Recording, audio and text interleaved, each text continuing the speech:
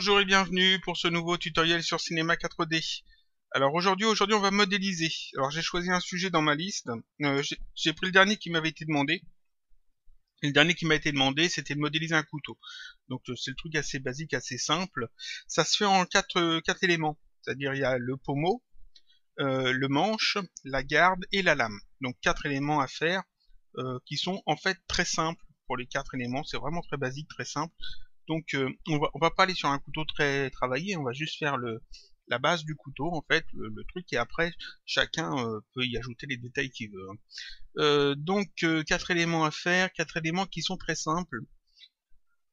Donc la vidéo devrait pas être trop longue. On va commencer par la garde. La garde, j'imagine un petit peu un couteau de chasse, donc la garde est un petit peu arrondie, un petit peu excentrée par rapport aux manches.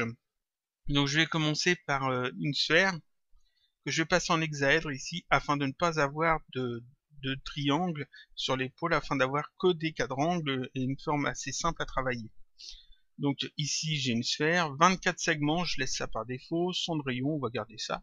Je rends ça éditable avec la touche C ou cette icône.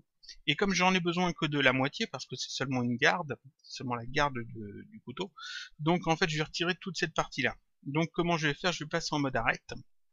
Alors, il y a plein de façons de faire, hein. Je pourrais sélectionner la moitié de la sphère et la supprimer. Ici, je vais utiliser les outils de sélection. Donc UL pour sélectionner, on va sélectionner cette partie-là. Donc pas la partie centrale, la partie qui est juste avant en fait.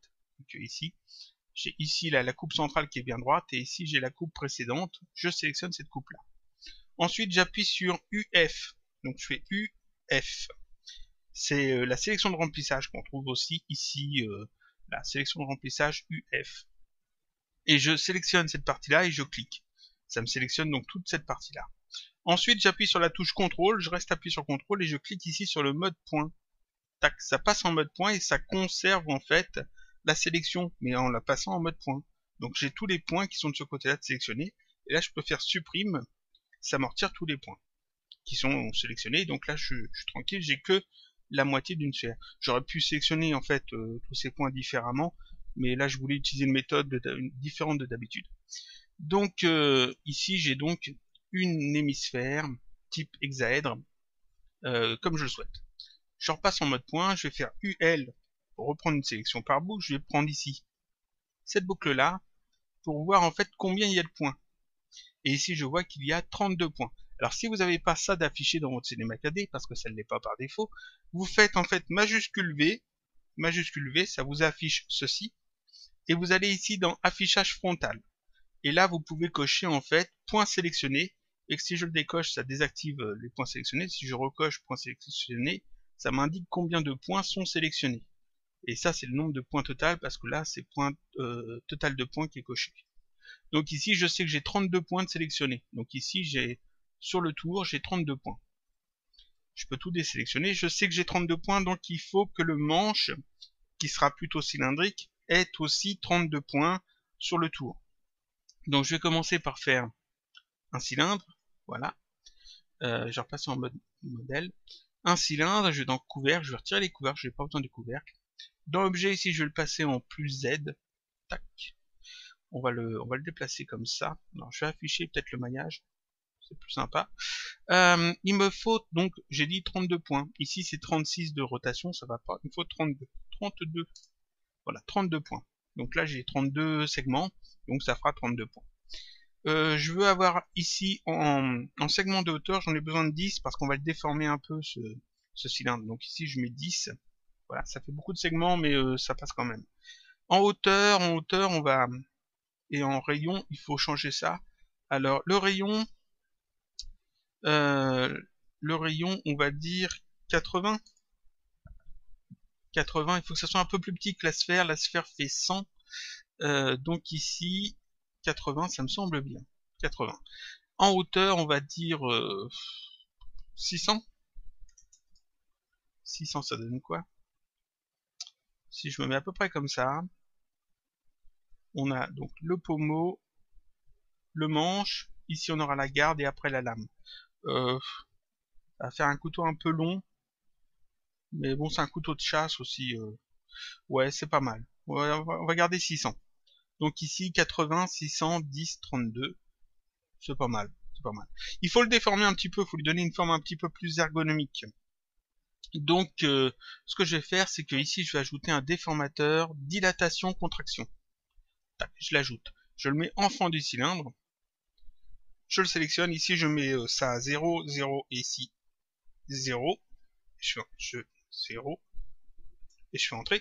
Ça le met pile au centre. Et on peut aussi utiliser ici l'icône PSR, position scale rotation, qui remet tout à 0, mais ça si vous l'avez pas normalement de base dans votre Cinema 4D, donc vous mettez ici la position et la rotation à 0, ça remet tout bien comme il faut. Si je joue ici avec l'intensité du déformateur, on voit que ça déforme pas dans le bon sens, parce qu'en fait il faut le tourner ce déformateur. Donc ici je prends ici l'outil de rotation et je le fais tourner comme ça de 90 degrés. J'appuie sur la touche majuscule quand je tourne en fait pour ça accroche pile à 90 degrés quand je suis arrivé à 90 degrés. Ici ça déforme bien, mais bon, il n'est pas à la bonne taille, notre dilatation-contraction.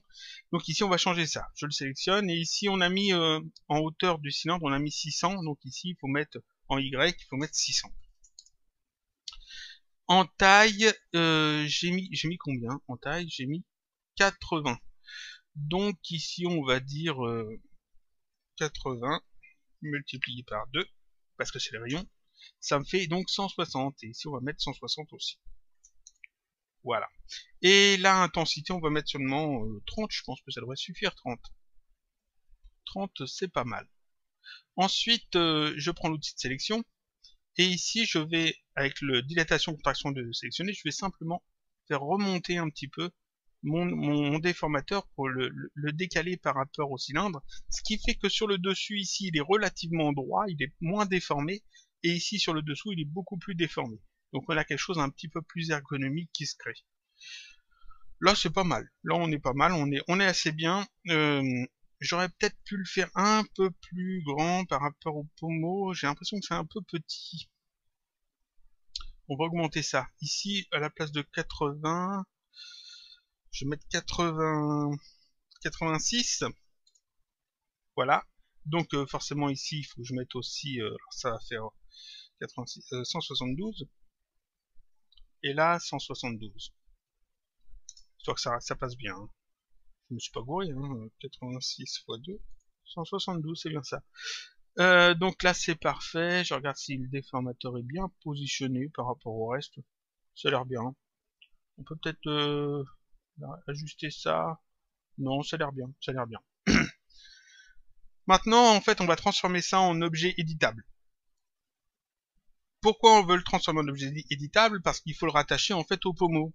Forcément, il faut rattacher un petit peu tous les éléments. Ici, vous voyez qu'on a un espace creux, un espace vide.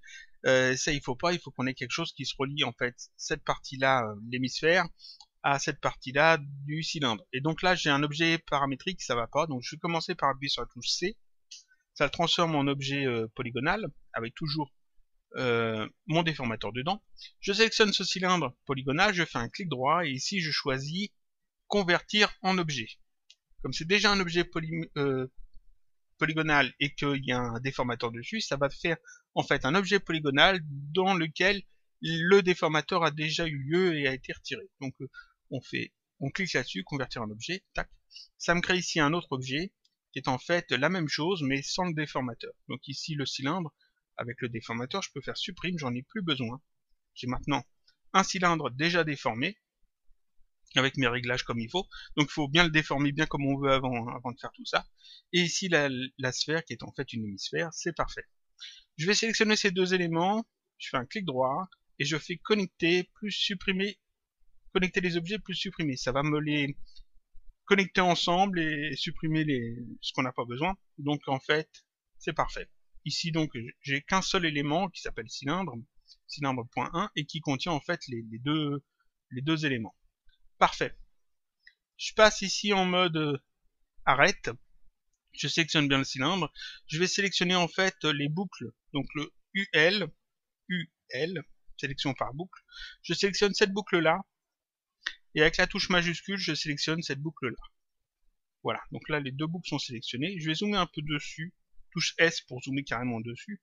Et je vais me mettre de manière à ce que ce soit au-dessus, comme ça, afin de bien voir quel segment correspond à quel segment. Je fais un clic droit, et je choisis ici couture. Couture, j'appuie sur la touche majuscule, c'est très important, c'est bien indiqué en bas ici quand on choisit couture. Couture, c'est marqué cliquer, glisser pour définir les arêtes de délimitation. Appuyez sur majuscule pour créer des polygones entre les délimitations et contrôler pour autre chose. Donc ici, il faut que j'appuie sur majuscule, je reste appuyé sur majuscule. Je clique ici, sur ce point-là, je reste cliqué et je vais jusqu'à ce point-là. Donc les points qui sont en face, et je relâche. Tac. Et ça me crée en fait le maillage ici qui me manquait. C'est parfait. On va désélectionner tout ça. Tac. Je prends l'outil couteau pour faire une coupe ici bien au centre. Donc outil couteau, c'est la touche K. Donc j'appuie sur la lettre K. Je passe ici en mode boucle. Je mets à peu près ici. J'appuie sur la touche majuscule qu'une seule fois, afin que la boucle ici soit grisée. Comme ça, je peux bouger la souris. La coupe, elle reste en place. Et donc, je peux aller ici changer le décalage et mettre 50% pile. Je fais entrer. Et je clique n'importe où dans le vide pour valider. Tac. Ça m'a ajouté en fait ici une coupe parfaite. Toujours avec la sélection par boucle, donc UL. Je sélectionne cette boucle que je viens de créer. Je prends ici l'outil de mise à l'échelle. La touche raccourci, c'est la touche T. Et je clique et je déplace légèrement pour réduire en fait sa taille. Un petit peu comme ça. Juste un petit peu, pas de beaucoup.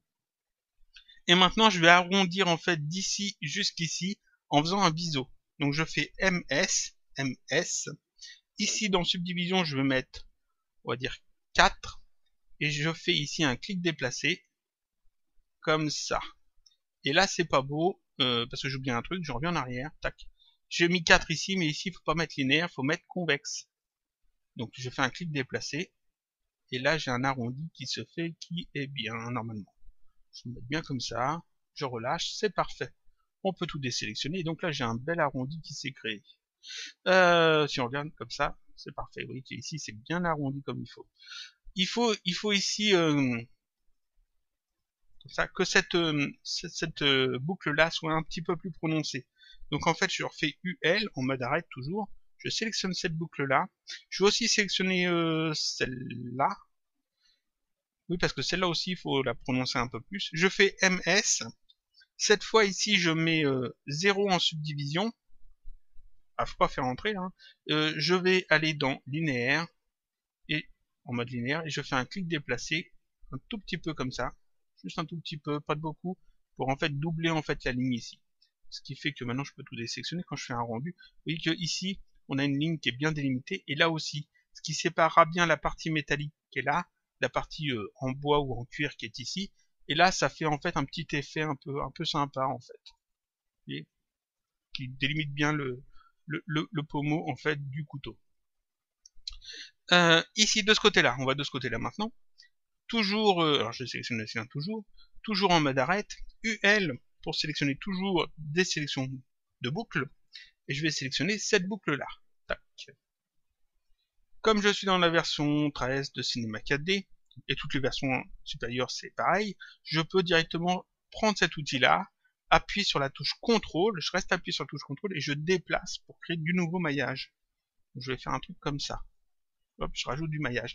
Outil de mise à l'échelle, touche T, et là je fais un clic déplacé pour réduire ça un petit peu. Voilà, ça, cette partie-là, ça sera une partie en métal aussi. Donc ici, il me faut aussi une petite délimitation.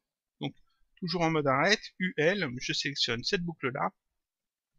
MS pour reprendre l'outil de mise à l'échelle de biseau. Et je fais un clic déplacé pour refaire encore une petite coupe comme ça, juste pour dupliquer en fait ma ligne. Ce qui fait que ici, j'ai une petite délimitation qui se crée. Voilà, c'est parfait.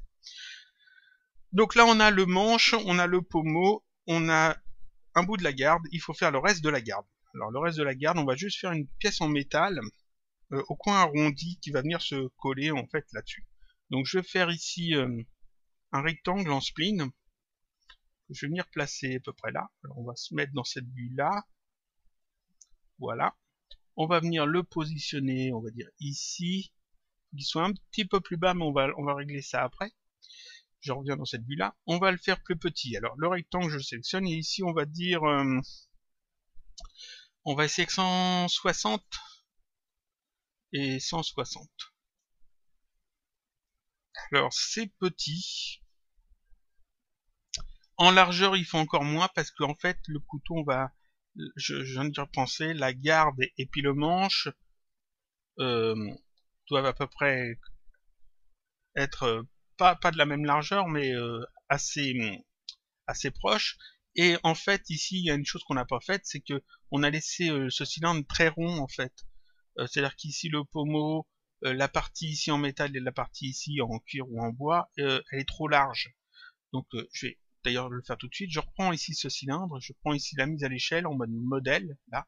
Et ici la petite poignée rouge, la poignée TX, c'est-à-dire sur cet axe-là, on va réduire un petit peu comme ça. Juste un petit peu. De manière à ce que ça soit pas trop rond, que ça soit un peu plus sur la hauteur, voilà.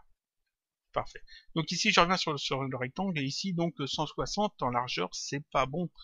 On va dire 150 peut-être, 140, 140, 140 ça donne quoi? C'est peut-être déjà mieux. En hauteur 160 je vais laisser ça. Ici je coche arrondi pour avoir des coins arrondis et ici on va mettre 20. Enfin, donc ici 140 c'est pas bon encore, on va mettre 120 c'est pas assez, on va 130, on va être au milieu. 130 c'est parfait. 130 ça a l'air bien. Ça a l'air pas mal. Ici, on va mettre peut-être 170, un peu plus grand. Et avec le petit déplacement, je vais déplacer ça légèrement vers le bas. De manière en fait à ce que, vous voyez, tac, ici j'ai le rond et que ça soit un peu plus large en bas que au-dessus. Que ça soit un petit peu décalé. Donc là, ça a l'air pas mal. Ça a l'air pas mal. Je prends ici maintenant une extrusion NURBS et je mets le rectangle dedans. Je sélectionne l'extrusion NURBS. Ici, j'ai pas besoin de 20 cm dans le mouvement. Ici, j'ai seulement besoin de 10, ça suffira. Et dans couvercle, ici, je vais mettre couvercle et biseau, Et là, on va mettre 3 étapes 1 cm, 3 étapes 1 cm. Ça devrait être pas mal. Je regarde ce que ça donne. Alors, ça dépasse pas assez. Donc je reviens sur le rectangle et ici 130 ça va pas, il faut bien mettre 160. 140, 150, 150, on essaie de trouver le bon réglage. 100, 150, ça a l'air pas mal. Et là on va mettre un peu plus, on va mettre 180 pour qu'il y ait un petit peu de place quand même sur le dessus. Je vais mettre sur une vue de côté. On regarde si ça meurt bien dedans. Ici c'est parfait, la partie en métal rentre bien à l'intérieur. Donc c'est parfait, ça devrait passer assez bien. Voilà, petit zoom arrière. Donc là on a le manche et on a la garde de fait. Il reste à faire la lame. La lame c'est quelque chose d'assez basique en fait. C'est juste un cube. Un cube, donc on va créer un cube. Vous voyez qu'ici on n'a rien fait de compliqué, hein. C'est vraiment accessible à tous les débutants. Un cube, on va lui donner en fait en X, l'axe rouge là, une largeur on va dire de... Si je mets 20, 20 c'est peut-être bien, c'est peut-être un peu épais. On va voir, je mets ça là, tac. On a besoin de juste un petit bout ici pour le moment. En hauteur, la hauteur on va la retoucher de toute façon, donc mais on va dire 180. Alors, je vais me rattacher à ça. 180 c'est trop, 160, 160, 160 ça donne quoi? Il faut ici quand même qu'on ait un petit espace sur le haut. 150, 150, 150 ça a l'air pas mal. Il faut que ça soit quand même en accord un peu avec le manche, en sachant que la lame est toujours plus large que la partie qui rentre dans le manche. Normalement, il faudrait que ça soit un peu plus bas, ça comme ça. Plus comme ça. Donc ici, on va mettre 140. 140 et essayer de placer ça correctement. Un truc comme ça. Ça a l'air pas mal. Ici, en taille en Z, faut que ça soit assez grand. Donc on va mettre 1000. Ça tombe juste. 1000. Et puis je vais déplacer ça. Voilà. On va se mettre sur le côté, comme ça. Et on va venir placer la lame juste un petit peu à l'intérieur. Comme ça. Juste un petit peu. C'est parfait. Donc voilà, on va mettre la lame forcément dans un Hypernerbs. Ça fait une lame assez grande. Enfin, c'est pas grave. À vous de retoucher de toute façon si vous avez besoin. Comme on va mettre ça dans un Hypernerbs, il nous faut ça va nous arrondir les angles. Donc ici, il nous faut une coupe supplémentaire. Mais je vais avoir aussi besoin de déplacer des points. Donc ici, toujours en mode paramétrique, le cube, ici je vais mettre 10 segments. Tac. Comme ça, en fait, ça me fait plein de traits. Et comme il y a comme le tranchant à faire, ici dans X en segment, je vais mettre 2. Voilà, ça fait en fait ici une coupe supplémentaire. J'ai fait des bêtises ici, tac tac. Ici, ça me fait une coupe supplémentaire, ce qui me permettra de travailler un peu plus le tranchant de la lame. Donc, je rends ce cube éditable, touche C ou cette icône. Je vais peut-être renommer un peu les trucs. Hein. Donc ici, ça c'est le manche, et pommeau. Voilà. Ça, c'est la garde. Et ça, c'est la lame. Parfait. Donc, j'ajoute un Hypernerbs dans la scène. Et, alors, ça s'appelle surface de subdivision dans les nouvelles versions, hein, si vous êtes un peu perdu. Et la lame, je la mets en fond donc, de cet élément Hypernerbs. D'ailleurs, je vais renommer ça, je l'appelais géométrie. Enfin, les choses bien. Hein. Et puis ça, je vais le renommer lame. Voilà, on peut renommer les éléments comme on veut. Vous voyez que ici, ça m'arrondit tout. Et là, en fait, sur ce côté-là, bon, ça peut être bien dès que ça soit arrondi, il faut que ce soit un petit peu arrondi, mais là, c'est trop, et puis ça ressort trop, en fait. Donc, je vais passer dans cette vue-là. Je désactive ici la surface de subdivision, l'Hypernerbs. Je prends ici le mode polygone. J'appuie sur la touche K, l'outil couteau, avec la géométrie ici de sélectionner, donc touche K, en mode boucle, et je vais me mettre ici, et je vais faire une coupe comme ça, verticale. Tac. Très proche en fait du beurre. Ce qui fait que maintenant, si je mets ici, si je réactive ça, de ce côté-là, ça n'arrondit pas. Enfin, ça l'arrondit, mais ça arrondit beaucoup plus petit, de manière beaucoup plus fin. Ce qui fait que là, on a quand même un petit bout d'arrondi ici, mais ça passe très bien. Et de l'autre côté, par contre, c'est bien arrondi. Pour l'instant, on a plus l'impression d'avoir un couteau à beurre, ce qui va pas, parce qu'en fait, on veut un couteau de chasse. Mais, je l'ai dit, ça passe déjà bien. On voit bien déjà la forme qui se dégage du truc. Voilà, c'est pas mal. Donc, ce que je vais faire, eh bien, c'est retravailler en fait les points de cette lame. Donc, le mieux ici, ça serait d'avoir un blueprint, d'avoir une image de fond de couteau de chasse. Il y en a sur internet, sur Google Images. J'en ai pas pris une, mais j'aurais pu le faire. Ça m'aurait permis de remettre les points directement là où il faut. Ici, on va se débrouiller un petit peu au pif. Donc, je passe en mode point. Je vais prendre ici l'outil rectangle de sélection et je vais décocher limité aux éléments visibles. Ce qui va me permettre de sélectionner les points, même ceux qui sont cachés. J'appuie sur la touche S avec la géométrie de sélectionner, ce qui me permet de zoomer dessus. Voilà, dézoomer un tout petit peu. Et je vais sélectionner ces points-là. Donc ceux-là, en fait, il n'y a que 3 points de sélectionner, mais comme il y a l'Hypernerbs, vous voyez que ça en sélectionne plusieurs. Mais c'est vraiment l'angle ici. Et ces points-là, je vais simplement venir les déplacer ici. Comme ça, à peu près. Au mieux. C'est mieux. Ensuite, je vais sélectionner ces points-là. Tac, et je vais les déplacer un peu vers le bas, comme ça. Histoire de donner un petit peu de forme. Voilà, on va regarder ce que ça donne. Il faudrait peut-être arrondir plus les choses, mais voilà, ça va. Ça fait un coup de pas mal. Ici, c'est pas très pointu.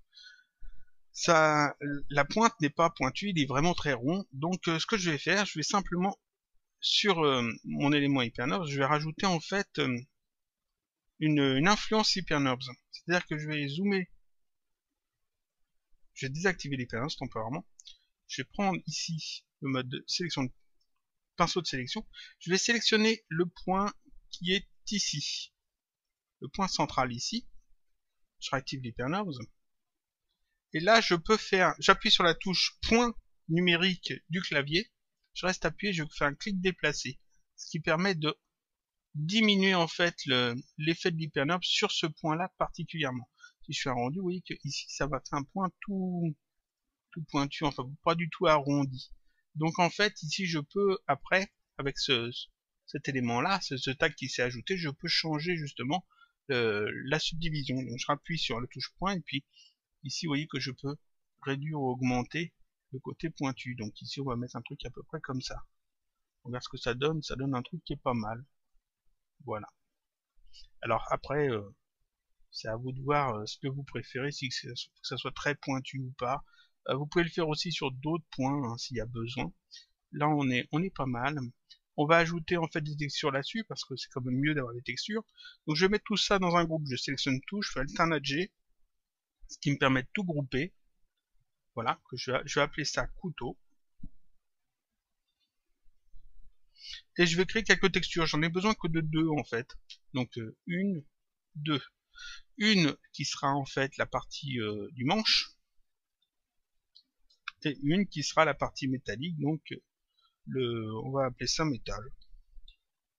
Ah, voilà, métal. Donc le métal, c'est facile, c'est la lame, c'est la garde, et le manche est aussi métallique à la base. Seulement le manche, il y a une partie qui n'est pas métallique, il y a une partie qui sera en bois. Ici je prends du bois, mais ça pourrait être du cuir. C'est ce que j'ai fait quand je l'ai rendu, entre ici la coupe ici et la coupe ici. Donc je passe en mode polygone, je sélectionne manche et pommeau, et je fais UL pour passer en mode sélection de boucle, UL, et je vais sélectionner ça. Avec la touche majuscule, je sélectionne ça, ça, ça, tout ça, jusque là. Et ça sélectionné, je fais glisser ici ma texture manche dessus. Tac. Ça m'ajoute ici la texture et puis un petit tag de sélection qui indique cette texture-là doit être appliquée à cette sélection de polygone-là. Et seulement cette sélection de polygone. Et c'est placé après la texture métal. Ensuite, qu'est-ce que j'ai besoin? Alors j'ai besoin de créer mes textures. Alors, manche, je vais dans couleur. Je vais charger ici une texture. Alors, voilà la texture de bois. On prend la première que j'ai sous la main. Tac. Normalement, il faut mettre oui, mais j'ai pas sauvegardé, donc je mets non. Voilà. Je fais un petit rendu. On a une texture de bois qui est placée dessus, c'est parfait. Et la texture métal, je vais aller chercher dans la médiathèque. Je vais remplacer ma texture métal par autre chose. J'ai déjà des textures métal ici, donc on va en prendre une. On va prendre ça, c'est de l'acier. Tac, je vais prendre ça. Je l'ai ajouté, puis en fait, je vais simplement la faire glisser sur les textures ici, censées être en métal. Parfait. Donc cette texture-là, finalement, j'en ai pas besoin. Parce que j'ai pris celle de la médiathèque. Un petit zoom arrière. On se met comme ça. On va faire un petit rendu. C'est moche parce qu'en fait, ici, on n'a pas d'environnement. L'environnement, l'éclairage, tout ça, ça joue énormément, en fait, sur un rendu. Donc ici, je vais faire plus simple. Je vais mettre un ciel. Et puis, je vais ajouter aussi une texture. Alors, je vais retourner dans la médiathèque. Je vais aller chercher un HDRI. Alors ici, HDRI. Le premier que je trouve. Je le mets le HDRI sur le ciel. Alors là, c'est pas beau du tout, ça fait pas beau, vous voyez qu'au fond, ça fait moche. Enfin, j'ai une texture qui est ajoutée, donc ici, je veux pas ça. Je fais un clic droit sur le ciel, propriété Cinema 4D, et je sélectionne le tag de rendu. Et là, je vais simplement décocher visibilité caméra. Tac. Je laisse le reste de cocher. Et quand je fais un rendu, ici, j'ai plus le fond, mais j'ai quand même les textures qui sont ajoutées sur le couteau. Voilà. Et ici, on a une texture de métal qui est ajoutée, c'est parfait. Et on a un truc qui est fini. Qui est simple à faire. On peut ajouter une petite lumière si on veut, parce que c'est toujours bien d'avoir une lumière, donc un éclairage de surface, que je vais mettre à peu près là. On va le faire tourner de 90 degrés, avec la touche majuscule pour tourner de 10 en 10. On va le déplacer ça comme ça. Je vais, en mode modèle, avec les petites poignées, je vais l'agrandir un petit peu. On va le mettre un peu plus haut. On va le faire tourner un petit peu, on va dire de... Ah, tac, sur l'axe rouge, là, de 35, et ici la lumière, on va mettre ombre diffuse, dans ombre, ici on va baisser un petit peu ça, un gris, ici on va mettre du 95, voilà, un petit rendu, et puis là on a des ombres un petit peu mieux je pense, peut-être essayer de le ramener un petit peu plus comme ça, histoire d'avoir des ombres ici. Ouais, c'est pas mal. c'est pas mal. Après, il faut travailler peut-être un petit peu les détails. On va mettre ça plus comme ça, peut-être. Voilà, là, c'est pas mal du tout. On peut travailler aussi la courbure ici. Ici, vous voyez que j'ai fait un truc très basique, et je peux toujours revenir sur la géométrie ici. Je peux toujours resélectionner des points, si je veux, en mode point. Sélectionner des points, comme ça, et si je veux les baisser un peu, pour avoir un truc plus comme ça, je peux tout à fait le faire. Et qu'on peut retravailler un petit peu la forme si on veut quelque chose de différent. Ici, je vais laisser un truc tout droit parce que j'ai pas de blueprint, mais je pense qu'ici, il faudrait un arrondi un peu plus doux, parce que là, ça descend et après ça coupe net, alors que ici, ça devrait être un peu plus doux. En fait, ce qu'il faudrait, il faudrait peut-être ramener ça un peu comme ça, que ces points-là soient un petit peu plus hauts. Si je fais un truc comme ça, est-ce que ça passe mieux? Ça passe pas beaucoup mieux. Non, je vais revenir en arrière, tac. En fait, faut vraiment que j'aille une image de fond d'une lame de couteau pour refaire le truc bien. Je suppose qu'ici aussi, il faudrait peut-être un petit creux comme ça pour que ça passe mieux. Après, tout ça, c'est des détails. Hein. Pareil, la garde ici, on peut la faire un peu plus longue pour mieux protéger. Là, j'ai fait seulement de haut, j'ai fait seulement 180. On pourrait tout à fait mettre 200. Voilà. Et puis la rabaisser un petit peu. Vous voyez que comme j'ai laissé les éléments paramétriques pour la plupart, enfin pour certains, là, ici j'ai toujours ça. J'ai pas rendu éditable la subdivision. L'hypernode, j'ai pas rendu éditable ici l'extrusion, ce qui fait que je peux toujours venir retoucher cette partie-là, et donc toujours venir retravailler un petit peu les formes. Voilà. Donc là, c'est pas trop mal. Je pense qu'on est bien. Je mettrai le fichier à télécharger sur le blog, hein, comme d'habitude. On m'avait demandé un couteau, j'ai fait un couteau. On pourrait tout à fait remplacer la texture de bois par une texture de cuir, par exemple. On pourrait faire un truc, même si vous voulez pas une texture de cuir, vous faites simplement, regardez, on met juste un gris comme ça. D'ailleurs non, ici on va dans texture, on fait un bruit tout bêtement, un bruit, et ici on augmente, on diminue ça à 10. Ici on met un gris pas trop foncé, pas trop clair, et un autre gris très proche.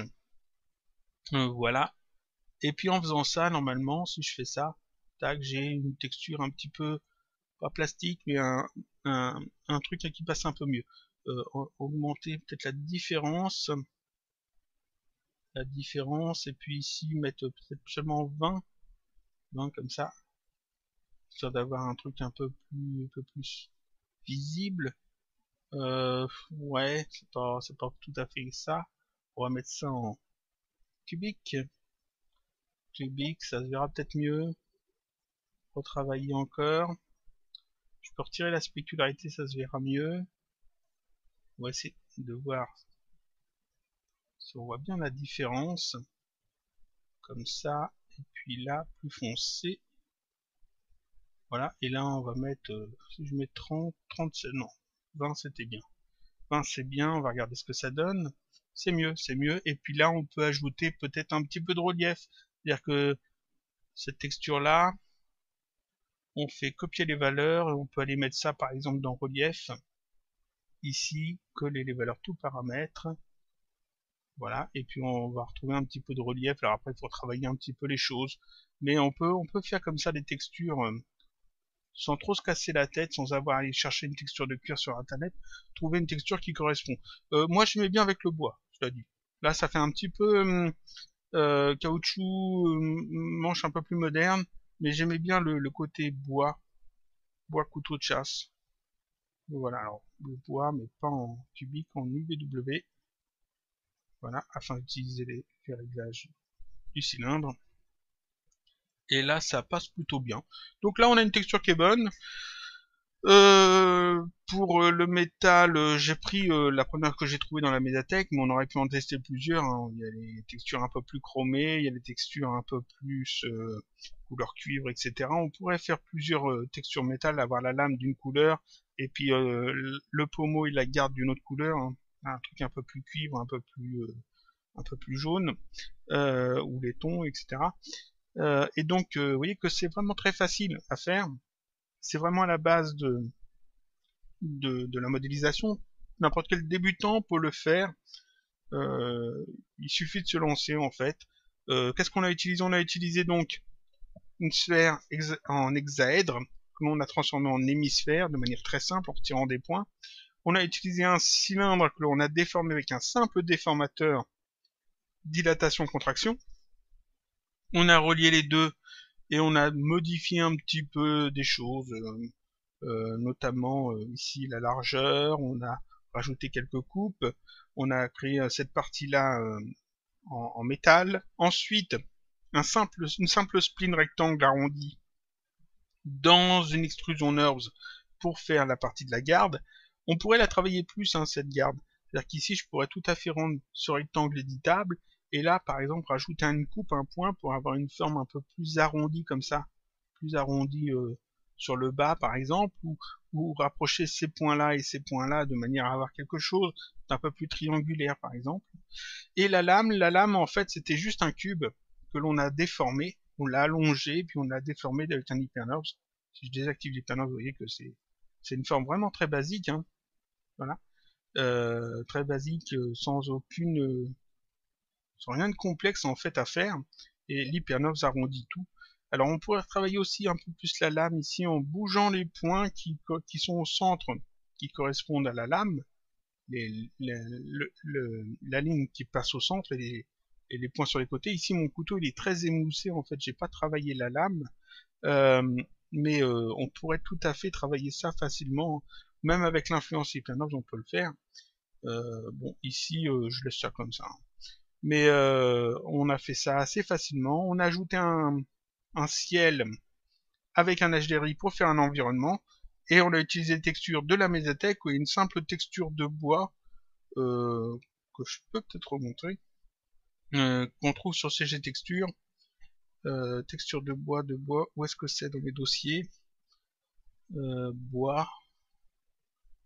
Alors, texture de bois. J'ai dû utiliser cette texture-là. Cette texture-là, je crois, peut-être. J'en ai pris une un peu au pif, en fait, donc oui, je pense que c'est celle-là. Ça se trouve sur CG Texture assez facilement. D'ailleurs, à noter que CG Texture a changé d'interface et puis un petit peu de fonctionnement. Maintenant, ce n'est plus un certain nombre de mégas par jour qu'on peut télécharger, c'est en fonction des crédits. C'est-à-dire que on a 15 crédits toutes les 24 heures, si je me trompe pas, et le téléchargement d'une image en résolution normale, c'est 1 crédit. En résolution un petit peu plus haute, ça coûte 2 crédits. Et puis après, si vous voulez plus grand comme avant, il faut s'inscrire et acheter des crédits. Mais généralement, vous n'avez pas besoin d'acheter. Les crédits qu'ils vous donnent suffisent à télécharger des images d'assez bonne qualité. Donc ça reste toujours gratuit. Vous pouvez toujours vous y inscrire gratuitement. Vous aurez 15 crédits je crois que c'est 24 heures ou 48 heures, je sais plus. Et puis en fait, ça fonctionne sur le même principe, de la même façon, sauf qu'au lieu d'être en fonction des mégas téléchargés, donc de la bande passante utilisée, c'est en fonction des crédits utilisés. Et les crédits, vous en avez 15 de gratuits régulièrement. Donc voilà, ça finit le tutoriel d'aujourd'hui. Je mettrai donc ce fichier-là à télécharger sur le blog, comme d'habitude. Et puis je vous dis à la semaine prochaine pour un autre tutoriel, toujours sur Cinema 4D.